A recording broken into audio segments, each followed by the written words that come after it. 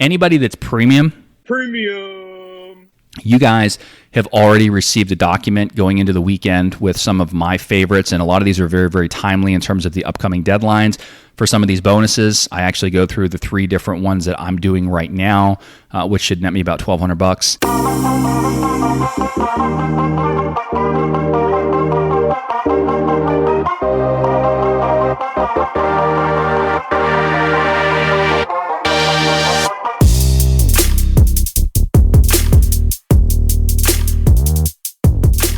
Thank you for checking out Real Talk Personal Finance. Shit's about to get real. Cashflow King with you today, and in today's episode, we have timely bank bonuses. Get up to $1,000 plus to the face. Thanks so much for tuning into the show. As always, we really appreciate it. I do have several announcements for you guys today that are going to take up a little bit of time before we get into today's episode. So here we go. First announcement, we are now up to 60 countries listening to the show at the time of this recording. The 2 newest additions are Ireland and El Salvador. So thank you to our listeners out in Ireland and El Salvador for tuning in to the Real Talk Personal Finance podcast. We really appreciate it. Next, we have some feedback and feedback responses from some other episodes that we did. And one of them I'm actually going to read for you. This was an email that came in from Cashflow Rockefeller Prince in response to some of the feedback that was previously shared on prior episodes regarding the overemployed episode that we had him on as a guest. So I'm just going to read his email. And again, we appreciate him coming on. We probably will have him back in the future at some point. And just wanted to read this to you guys. So he says, "Hello, Cashflow King, thanks for having me on a few weeks ago. I did enjoy speaking on this topic, and I ultimately do hope if anyone that listened to the episode that my experience will help them in whatever journey they are on. Great episode about perspectives this week, because at the end of the day, we all live different lives. And with that said, I do want to respond to the listener for feedback number 3. All right, not trying to start any wars or anything here, but here we go. He says, number 1, shady, savvy character. I freaking love it. I might even consider changing my alias to SSC for shady, savvy character. I would wear that name with a badge of honor. Number 2, the feedback said something along the lines of, quote, if he was making good money, he should have learned how to budget, end quote. I do make good money in my J1, but that took time to get to that point as I was building a skill set. In regards to budgeting, I did have this in my notes when we had our interview, but I didn't mention it. My problem in terms of personal finance was never budgeting in essence.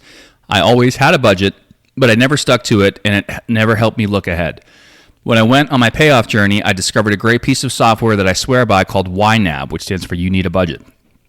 This helped me be strategic with my income. I'm a visual learner, and this helped me in that regard. It was the first time I was able to plan my money weeks, if not months or years ahead. Typical budgets are usually for the current month, and for me, that just never worked. Number 3, the listener who provided feedback number 3 is the reason and the only reason why I am very adamant about rule number 1, which is if you need a refresher, quote, you don't tell anyone about it, end quote. Because there are people like this listener, and as they said, who, quote, always have their HR hat on, end quote. Feedback number 3 listener is the type of individual, and this is an assumption, but a rather good one, that will jump on any chance to make themselves the hero, even if it means hurting someone, all under the cloak of morality.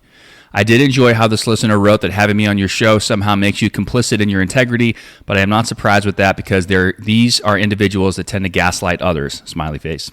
Number 4, I hope the listener's boyfriend's mouse jiggler breaks. I'm just kidding. I wish that person the best of luck, and I actually do appreciate the candid feedback. So that was a piece of a response to some feedback that we got from Cashflow Rockefeller Prince, and we appreciate him writing into the show. As I mentioned, we'll have you back on the show at some point, but I did just want to read that regarding the overemployed episode.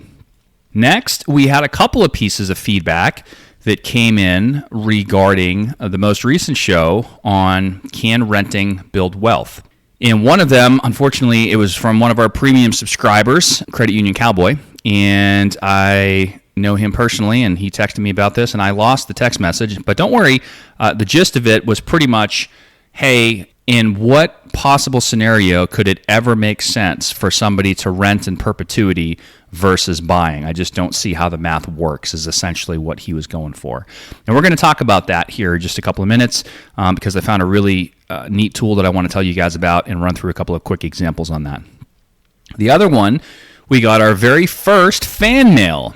And for those that don't know what fan mail is, if you click on the show notes, you can click the link that says text the show or text the Cash Flow King, and we literally get a message on the app. I can actually see it on my phone that kind of comes through in the form of a text message, and then we have the ability to respond to that on a future episode in audio format like I'm doing right now. So we can't text you back, but we will respond in audio format. This came in from a listener in Northbrook, Illinois. Last 4 digits, it shows me just the last 4 digits of the phone number, 6262. And they said, I think this was when it came out on Labor Day. It said, forgot it was a Monday and just listened to the show. My big takeaway is, and I do this for my own net worth calculation, I feel my home equity is not something to be counted in net worth since I plan on being in it for a while. I feel when people put it in there, it becomes an overinflated balance sheet. Doesn't provide the true present snapshot. So thank you for sending in the message through fan mail. Want to take a minute to respond to that. I totally see where this person is coming from in not wanting to include home equity in somebody's balance sheet because, as they said, it can make it appear to be overinflated. I think that there is certainly some truth to that. And there's a concept, I'm not sure if we've talked much about it on the show, and people have different names or phrases for it, but essentially usable net worth. Some people would call it, I guess you could say, liquid net worth in some ways. And there's a book written by a gentleman named Scott Trench out there called Set for Life. He is a CEO of Bigger Pockets, and it's a fantastic book in my opinion. And there's a concept in there that he talks about and discusses. And one of the things that he talks about is, the idea that when people purchase homes, and this isn't for or against buying a home, but when people do that, they're going to typically build equity over time. People also typically have a bunch of money put away into tax advantaged accounts like retirement accounts, and generally that can't be accessed for a long time. And so even if somebody on the surface seems to be doing well financially, they might have a pretty large 401k, for example, and maybe a lot of equity in a primary residence. However, that doesn't necessarily help them in the here and now in terms of their liquidity.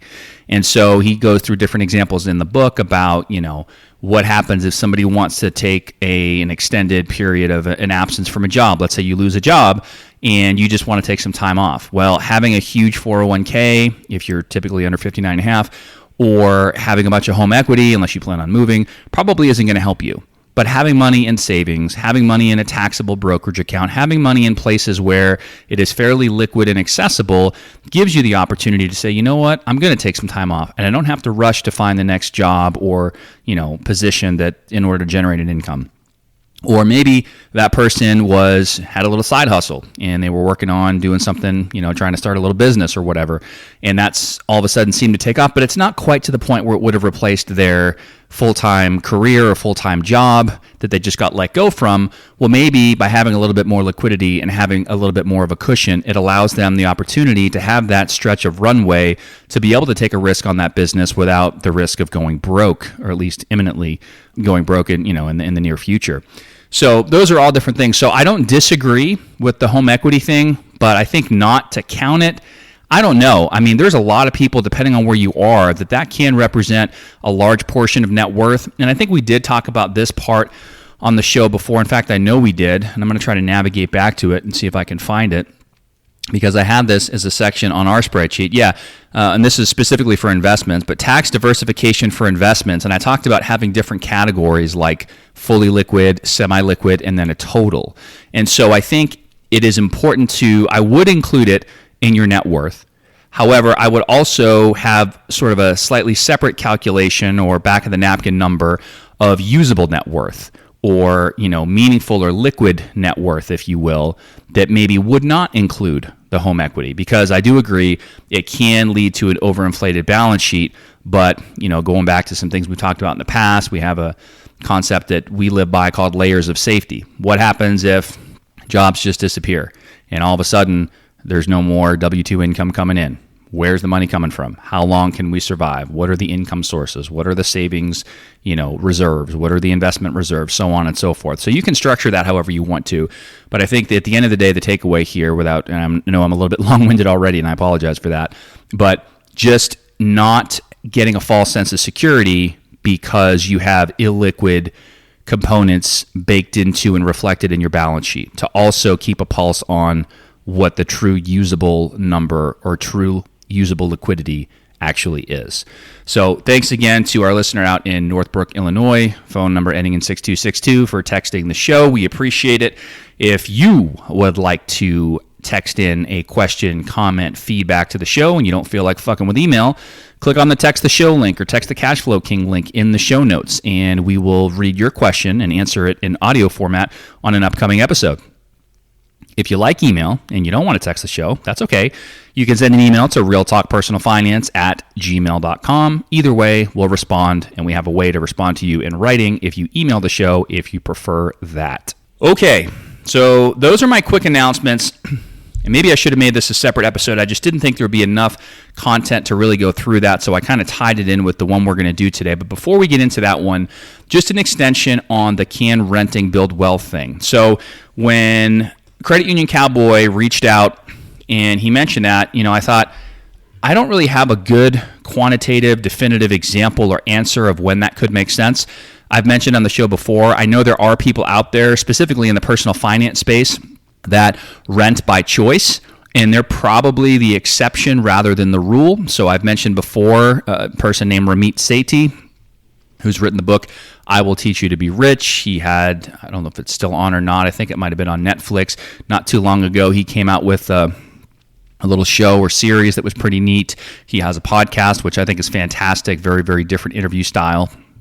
And I don't want to make this a commercial about him or his stuff, but pretty fascinating. But he is very open and always talks about how he rents by choice. He's a multimillionaire. He has significant net worth, significant investable assets, but chooses to rent and not own. I was listening to another podcast before recording this one from somebody in the Choose FI community, Choose Financial Independence community, who was 48 years old and recently left their position in the workforce. And she talks about how she rents a 2-bedroom condo so that she doesn't have to essentially live in a minivan or do the full-on, like, hey, I'm going to travel and just live in a motor vehicle camper type of thing. But she has a home base that she can go to when she wants to, that she also happens to have a roommate that splits the rent with her, but yet she can still freely travel around wherever she wants, however she wants. And I understand that those are probably a couple of outliers. That's probably not going to represent the masses in terms of people. Most people are not retiring at 48, and most multimillionaires, you might argue, are probably not renting. And so I can see where somebody would say, well, that's kind of bullshit because, that's not real life. We're talking about everyday middle-class people that have to get up and go to work, that aren't traveling around at age 48, that aren't a multimillionaire that rents just because they feel like it. What about everybody else? And so in an effort to try to answer that question, I was going to try to build out a scenario and do this from scratch. And I thought, you know what? Why reinvent the wheel? If somebody else has already done the legwork on this, what if we just plug some numbers in, if we could find a good calculator out there and figure out what does this look like and maybe do a few examples? Because obviously there's a million variables out there with this, but I did find a really good calculator and there's a link to it in the show notes. So if you want to check this out for yourself, the whole concept of renting and investing, the difference versus buying a home, you can click the link on there. It's a calculator put out by Fidelity Investments. And I actually thought it was really good. There were a couple of shortcomings. It's not perfect. And initially, after I ran some scenarios, I looked at it and said, well, there's probably some things they don't keep into account. And then I clicked and dug a little bit deeper for some of their assumptions, which I'm going to read to you towards the end, and realized that actually, I think they did a very, very good job with this. And so I'm going to use this for the show. So I have 3 different scenarios, 2 different hold periods in each one. And again, you can run these numbers on yourself, but just to see, okay, if we were to plug this into a calculator under certain assumptions, what does this look like in the whole? Does it make sense to rent versus buy? I think we can all probably agree if somebody knows going in that they're going to be somewhere for a very short period of time, right, just a handful of years or fewer, then generally speaking, you probably don't want to buy, right? But with that said, and without that being our scenario, what about just in general, if we're going to stay in an area for a little while, given certain situations and numbers, which one makes more sense? So let's see here. So this first situation, we have household income of $100,000, annual household income of $100,000, and we have that person paying about $1,500 per month in rent currently. We'll talk about assumptions on how that changes over time at the end, or here in a little bit. And then it says, how much would you be willing to spend on a house? Again, these numbers are going to be all over the place. So I said $300,000. So they make $100,000 a year, household income. If they were renting, they're going to currently pay $1,500 a month in rent, and they would be willing to spend potentially around $300,000 on a house. And then it asks, how much have you saved for a house so far? Now I realize this can be the wild card, because for a lot of people, the answer is a whopping fucking zero or pretty close to it.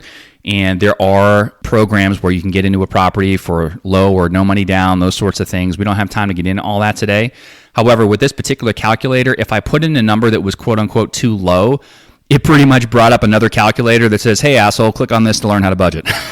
Not exactly in those words, but that's essentially what it said. You don't have enough money yet to buy a house. And I think that in some ways that's a very responsible thing for them to do, because you don't want to give somebody a false hope, right? Or a sense of hope.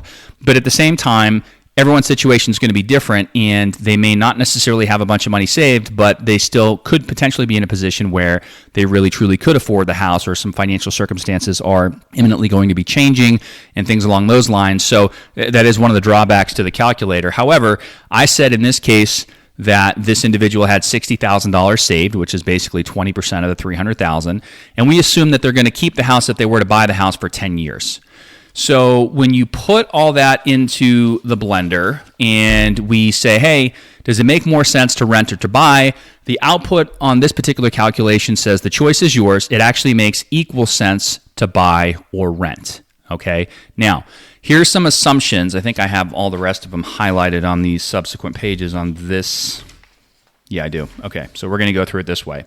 So let's see here. Go back here. Okay. They're assuming in this calculator an investment return of 6%, which I think is very, very reasonable. Not a lot of times when I run calculations like this, I'm going to use 7. You could argue that's high, maybe use 5, but net of inflation, a 6% average annual rate of return, pretty reasonable. Based on current rates, right, at the time of this recording and the time that these numbers were pulled from the calculator, they're using a 30-year fixed interest rate on a mortgage of 7.03%, so basically 7%. They're assuming that the home appreciates in value on average about 4% per year. So those are all considerations and assumptions that are made, but also if we flip to the assumptions and additional considerations, and I think this is very important, this is where I thought some of the drawbacks were initially, you have that if somebody is renting, the current house savings, assuming that person has that $60,000, are going to be invested in a taxable account. The assumption is made that rent will grow at the constant rate of 2.5% per year. Now, some might argue that's a little bit low. It's going to depend on the area of the country. In general, in recent years, rents have gone up significantly more than that. But I think the important factor here is that we are assuming that rental payment, in this example, $1,500 a month, will go up over time. It's not going to stay static the entire time. And that's one of the things that I thought the calculator was initially assuming, but they do factor in rent increases at 2.5% per year. For taxes, I think this is a little bit inflated for most people, but they're saying taxes on the investment gains for, again, that side investment account, taxable account, if you were to invest the difference, that realized capital gains from the investments and from the sale of a property would be taxed at a constant rate of 20%.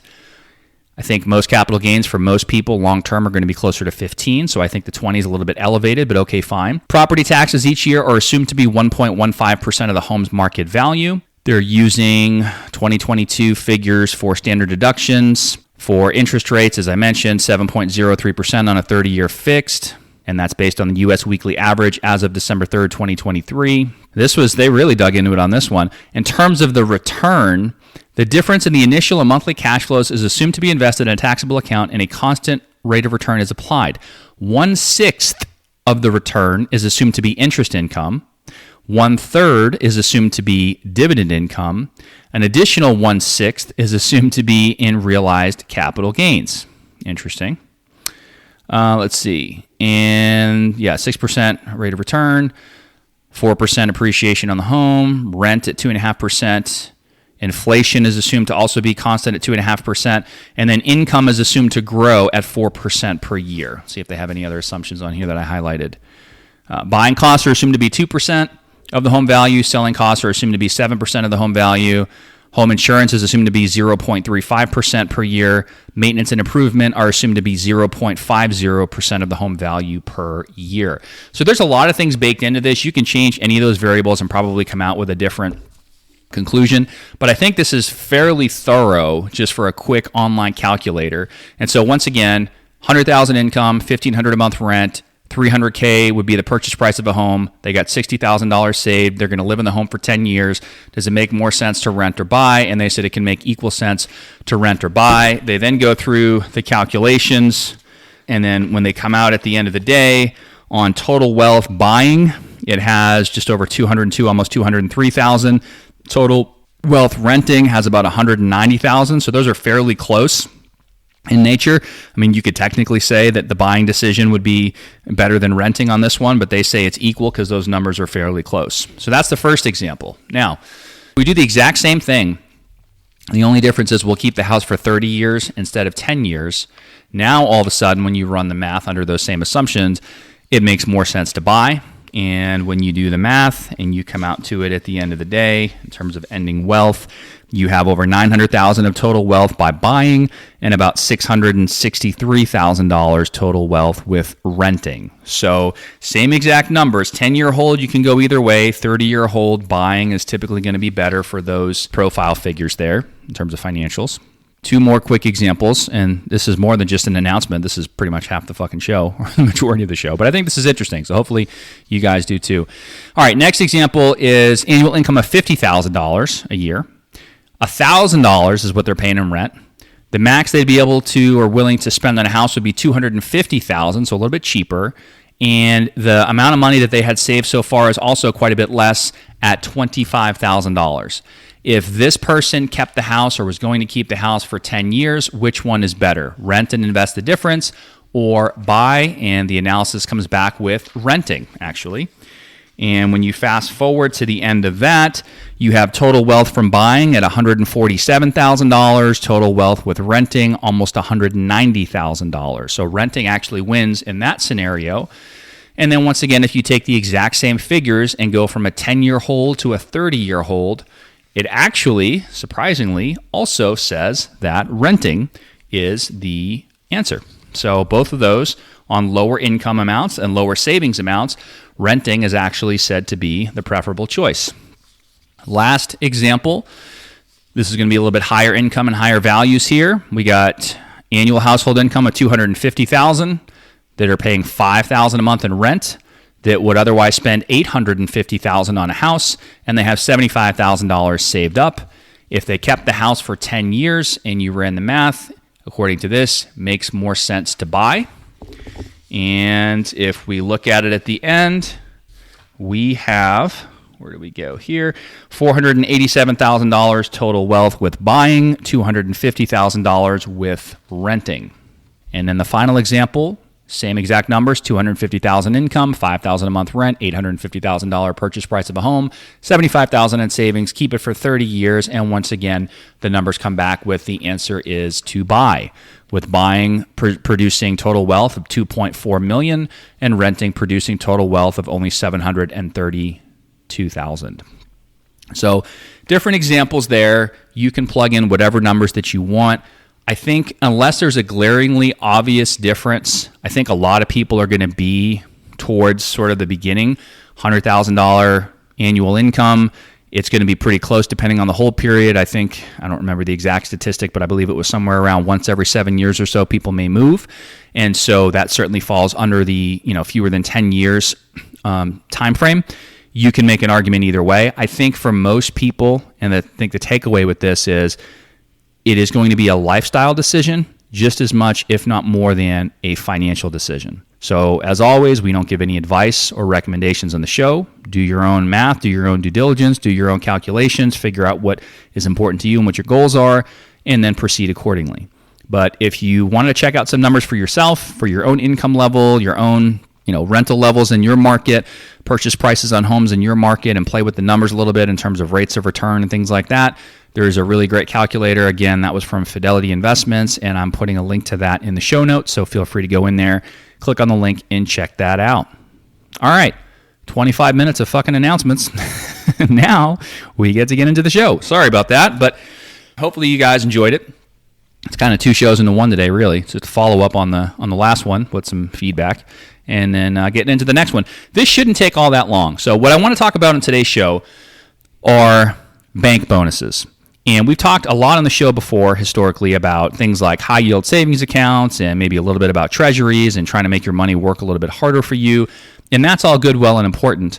But one thing that I never really messed with all that much, I guess I did maybe a couple times. I was looking back at one of these promos. And by the way, anybody that's premium, you guys have already received a document going into the weekend with some of my favorites, and a lot of these are very, very timely in terms of the upcoming deadlines for some of these bonuses. I actually go through the 3 different ones that I'm doing right now, which should net me about $1,200, and it's really not that hard to do. But if you are premium, then you should have gotten a document emailed to you already with the deadlines and the details and all that kind of stuff on some of the ones that I found out there that I think are really, really good.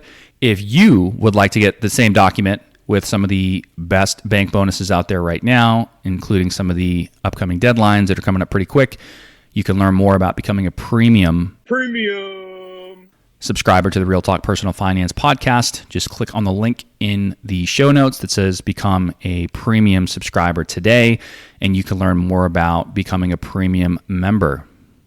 Super fucking cheap, by the way. It's like $3 a month. I mean, come on. But anyway, so you guys that are premium already got the document, but I'm going to talk in general here about some of these bank bonuses. So I've, historically not done a ton of these. I look back on one of them. I think I actually opened an account with them I think it was 7 years ago maybe. They had something where they were doing something similar. That one was actually from a piece of direct mail, but you hear more and more about these today, and I've kind of looked into some of them, and I'm like, is this really worth my time? I don't know. Probably not. But we all spend a decent amount of time doing dumb shit. Like how much fucking YouTube, can you watch? Or, you're just clicking around or scrolling social media on your phone or whatever the hell you're doing, right? You're wasting time out there sometimes. And so what if you could redirect just a portion of that temporarily and pick up a couple $100 here, a few $100 there, and some of these bank bonuses for really not doing all that much at all? I think the biggest thing with this, and my initial thought was, this isn't fucking worth my time. This is going to be a pain in the ass. I don't want to deal with this and track which accounts or where. I've talked on the show before about simplifying accounts and things like that. And then the more I thought about it, I'm like, well, let me just take a look at this. And so I started going through and looking at the ones that I really liked, and I came up with 4 that I really, really liked that total paid out, I think, close to $1,650. And one of them, I'm kind of on the fence about whether or not I'm going to do it. The other 3, I'm actually actively doing right now. And like I said, it will net me about $1,200, but it's really not that bad. And so what the hell is a bank bonus? Well, different institutions want to attract deposits. All banks really want deposits, right? The whole concept of fractional reserve banking, if you understand that concept, then you'll understand why most of these institutions want to attract deposits. But depending on the institution itself and whether they are heavy on deposits and they're trying to loan money out, or they're not, they're a little light on deposits and they want to attract more money in so they can lend a little bit more money out or a lot more money out, they run different promotions and things like that. So there's some of them out there that, you can, and this is my big thing. Some of these require you to take a big lump sum or fairly large amount of money and move it from wherever it is now to this new institution, and then keep it there for a certain period of time to meet the bonus requirements for you to get a bonus, a cash bonus. And generally speaking, I'm not a huge fan of that, because if you think about wherever the money is now, let's say it's sitting in a high yield savings account, you're probably earning a fairly competitive interest rate on the funds as it is. By the time you take the time to open up another account, move the money over, it's in limbo being transferred for a couple days or whatever, you're losing interest during those days, and then it sits in the new account. And a lot of times these new accounts, not always, there's actually one really good exception that has those that are premium, it's the first one on the list, but it has a setup where it's a checking account, but you can sweep into a savings account and get 4.5% while the money sits and still get the cash bonus. It's pretty good. But most of these are going to be checking accounts that are either non-interest bearing or have a very, very low rate. And so if you were to take, and you had to take a lump sum and plop it from, organization A or bank A to bank B, and you do the calculation on how much additional interest income you're essentially earning in the form of a cash bonus versus if you just left the money alone and didn't fuck with it in the first place, you might come to the conclusion, as I have, not worth it. However, some of these, and the ones that I'm doing right now, are not that way. In fact, you can simply do some most of them want direct deposits, okay? And most of them are going to require a true direct deposit from some type of like government benefits like Social Security, for example, or most commonly from payroll. So if you have your paycheck from your job direct deposited, and instead of having it go into whatever account it goes into now, say the checking account at your big bank, for example, and instead you have it go into one of these other institutions and you meet their criteria, you can earn a nice cash bonus. And so you don't have to take a big lump sum of money and move it over. So I can keep the money I have in high yield savings, getting 5% or so in high yield savings, and simply redirect a portion of upcoming future paychecks into these institutions to get these promotional cash bonuses. And then assuming I meet the requirements and the money is there for a certain period of time, I can simply move it back out if I want to, and I don't have to continue to do business with that institution. Now, obviously, again, we don't give any advice on the show, so do this at your own risk and do it if you want to do it or not do it, totally up to you. But it's one of those things where they're not really going for people like us that are trying to pick up, $500 here, $300 there, $400 there, whatever. They want people, they just are trying to get these new relationships. And the reason that they're doing direct deposit is they want those direct deposits to continue to flow into that institution, check after check, week after week, month after month, right? And it's up to you whether or not you want to keep the account there. But as long as you understand, okay, what is the requirement? What is the earning window that I have to meet the requirement? And then how long does it take for them to credit me the bonus? And are there any other holding windows or periods that I have to keep the money there before I can move it out if I want to move it out and keep the bonus money?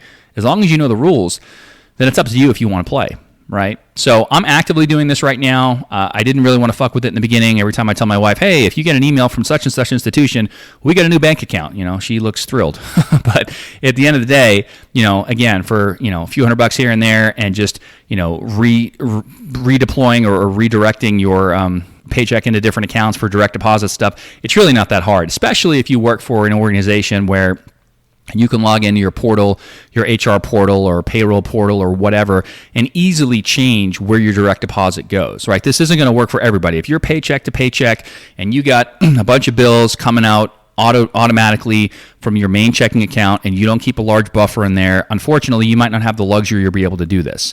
If you have paychecks that are very small in nature, you may also not some of these might not work for you, other ones might work for you. But if you have a nice buffer in your account, yeah, you might still have some stuff on auto pay, but if you have to take a couple of checks over on the other institution, or even better, you can split your check a lot of times depending on your payroll provider. You can go in there and say, your company's going to have their own requirements, but some companies will let you split it up into maybe 2 different accounts, 3 different accounts, 5 different accounts. So you can take, for example, half your check still goes into your main checking account to keep pumping that up.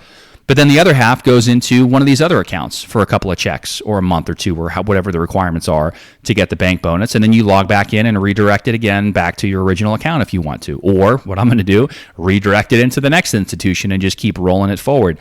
So it's kind of interesting. You can think, oh, it's a pain in the ass. That's why I started the spreadsheet. And when I started adding up the numbers, I'm like, well, it's really not that hard to go in there, click a couple buttons, put in a couple new account numbers, pick up, whatever, $1,200 taxable, and then get on with it. And I have it on the spreadsheet. I know the dates that I open the account, the date of the first direct deposit, the date the bonus is earned, the date that I'm going to close it if I choose to close it, and that's fine. But the biggest thing is I'm not moving, at least I haven't yet, big chunks of money from a high yield savings into one of these. I'm simply redirecting a portion of upcoming paychecks into these accounts to capture these bonuses, and that's it, right? So just to give you an example of one of them, you have to have Well, I'll tell you what, if you want the details, become premium. This episode has gone long enough. If you don't want to become premium, totally fine. Google it, you'll figure it out. But these all have different requirements and different bonus amounts and things like that. And there's one in particular that has like an added bonus if you go through a certain portal, and that changes a little bit over time. So all my premium folks, you guys got the document. Pretty straightforward what needs to happen there. Up to you if you want to do it or not. For everybody else, either hopefully consider becoming premium and supporting the show. As I've mentioned before, we currently do not have any ads on the show. You don't have to fucking skip through a bunch of bullshit. And part of the reason for that, you should thank our premium subscribers because they keep the show going and keep the ads away. And we appreciate it. So if you want to join the team, and hey, if you pick up a $400 freaking cash bonus that you weren't expecting and you're a premium subscriber for $3 a month, are you really that much worse off? Probably not. So, shameless plug for folks becoming premium. But anyway, that's how some of these bank bonuses work. You know, again, everyone's going to have an opinion. Is it worth your time? Is it not worth your time? Is this something that I'm going to do long term? I don't know. There's some decent ones out there, and I'm going to try them out and see how it goes and just add them to the spreadsheet and go from there. Now, you will receive a 1099 INT for interest income. This is quote-unquote free money if you're willing to invest a couple minutes or a couple hours, whatever it takes you, and click a few buttons and put in your information and track it.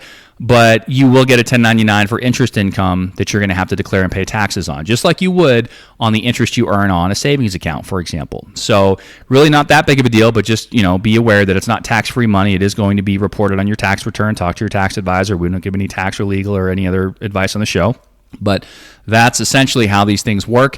And I think, I personally think, at least initially, it's worth it. Now, some of these amounts might not be enough to make you want to do anything, but the ones I'm looking at are anywhere from $300 to $500 a piece. So, that's not bad. If it was $50 or $100, would I do it? I don't know. Probably not. But maybe if I got bored, I would. Who knows, right? So totally up to you, but something I wanted to talk about on the show and just bring to light, and feel free to check that out. And I think that's basically all I have for today's episode. So thanks again for tuning in to the Real Talk Personal Finance podcast.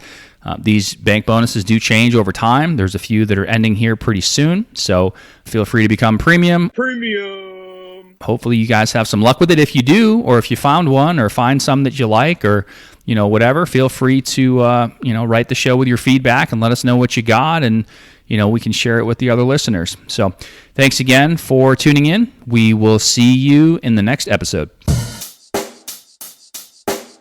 Check the mic and make sure it sound right, boys.